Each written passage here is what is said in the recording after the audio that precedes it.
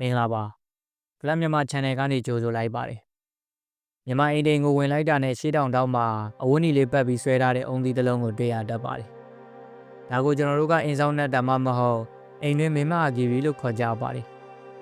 ဒါပေမဲ့ဘာဖြစ်လို့နတ်ကိုကိုးကွယ်ဖို့အုံသီးကိုတုံးရတာလဲဒီနောက်ကွယ်မှာဘယ်လိုဝမ်းနည်းစရာတမိုင်းကြောင့်ရှိခဲ့တယ်လဲဆိုတာသင်သိပါသလားတချို့ကလည်းဒါဟာဗုဒ္ဓဘာသာနဲ့မကိုက်ညီဘူးလို့ပြောကြပါတယ်တချို့ကလည်းဒါဟာအိမ်ရဲ့ဘေးရန်တွေကိုကာကွယ်ပေးတယ်လို့ယုံကြည်ကြပါတယ်ဒီနေ့မှာတော့ကျွန်တော်မြန်မာလူမျိုးတွေဘိုးစဉ်ပေါင်းဆက်ယုံကြည်လာခဲ့တဲ့အိမ်ဆောင်တဲ့ယူဆရဲ့အစပြုပုံနဲ့အမှန်တရားကိုဖော်ထုတ်သွားမှာဖြစ်ပါတယ်ဒီဗီဒီယိုမှာတကောင်းခေတ်ကဗပဲမောင်တင်တဲ့သမိုင်းအုံသီးဖြစ်လာရတဲ့အကြောင်းရင်းနဲ့ဗုဒ္ဓဘာသာဝင်တရားအနေနဲ့ဒီပေါ်ထားရှိရမယ့်သဘောတရားကိုအစဉ်စဉ်ရှင်းပြပြီးတော့မှာဖြစ်ပါတယ်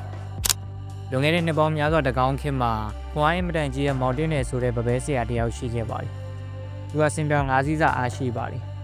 သူပပူးထူးတဲ့အတန်ဟာမိုင်ပေါင်းများစွာအထိဟိန်းထွက်တယ်လို့ဆိုကြပါတယ်သူရဲ့ကြော်ကြားမှုကတကောင်းမင်းကြီးအထိရောက်သွားပြီးတော့မင်းကြီးကမောင်တင်နယ်ကိုကြောင်းရွံ့လာပါတယ်မင်းကြီးကမောင်တင်နယ်ကိုဖမ်းဖို့လှည့်ကွက်တုံးခဲ့ပါတယ်မောင်တင်နယ်ရဲ့နှမဖြစ်သူကိုမိဖုရားမြောက်ပြီးတော့မောင်တင်နယ်ကိုမောင်တော်အဖြစ်ခေါ်ယူကစကားပြောကျင်တယ်လို့လှည့်ပြခဲ့ပါတယ်မောင်တင်နယ်ရောက်လာတဲ့အခါမှာတော့သူ့ကိုစကားဝါပေးမှချီနှောင်ပြီးတော့အရှင်လက်လက်မီးရှို့တတ်ခဲ့ပါတယ်နှမဖြစ်သူမိဖုရားကြီးကလည်းမောင်တော်ကိုကယ်ဖို့ကြိုးစားရင်းနဲ့မိဘုံထဲကိုခုန်ဆင်းသွားခဲ့ပါတယ်သူတို့နှစ်ဦးစလုံးကစကားဝါပင်အောက်မှာမီးလောင်သေဆုံးပြီးတော့နတ်ဖြစ်သွားခဲ့ကြပါတယ်အဲဒီနောက်အဲဒီစကားဝါပင်အောက်မှာရောက်တဲ့သူတွေကိုနတ်တွေကဒုက္ခပေးတဲ့အတွက်နော်ရထားမင်းကြီးလက်ထက်မှာအဲဒီပင်ကိုခုတ်လဲပြီးတော့တရားဝတီမြစ်ထဲမျောလိုက်ပါတယ်အဲဒီပင်ဟာပကံအထိမျောပါလာပြီးတော့ပကံမင်းကသူတို့ကိုပုပ္ပါတောင်ပေါ်မှာနေရာပေးခဲ့ပါတယ်အဲဒီကနေမဟာဂီရီတောင်ကြီးရှင်ဆိုတဲ့အမည်ပေါ်ပေါက်လာတာပါမောင်လေးနယ်တို့မောင်နှမဟာမီးလောင်ပြီးသေဆုံးခဲ့ရတာကြောင့်သူတို့ရဲ့စိတ်ဟာအင်မတန်ပူလောင်တယ်လို့ယူဆကြပါတယ်ဒါကြောင့်သူတို့ကိုပူဇော်တဲ့အခါမှာအေးမြမှုကိုပေးနိုင်တဲ့အုံသီးကိုရွေးချယ်ခဲ့တာပါအုံသီးထဲမှာရေရှိတယ်အမြဲအေးမြနေတဲ့အတွက်နတ်တွေရဲ့စိတ်ကိုအေးချမ်းစေတယ်လို့ယူဆကြပါတယ်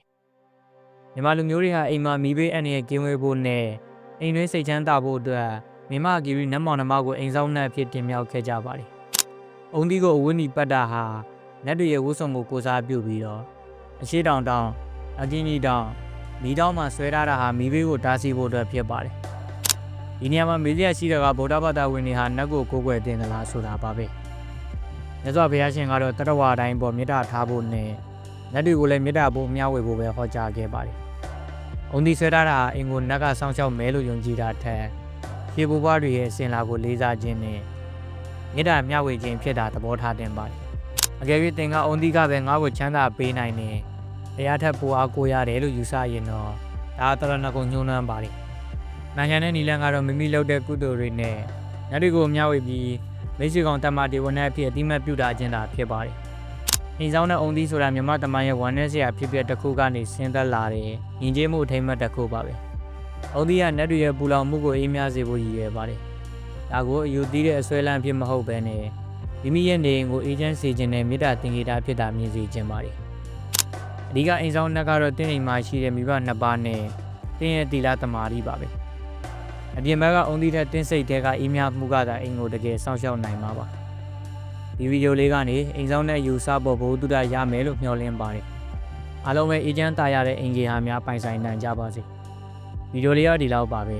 နောက်ဗီဒီယိုမှာပုံမကောင်းမွန်တဲ့အကြောင်းအရာတွေနဲ့အတူပြန်လာခဲ့ပါမယ်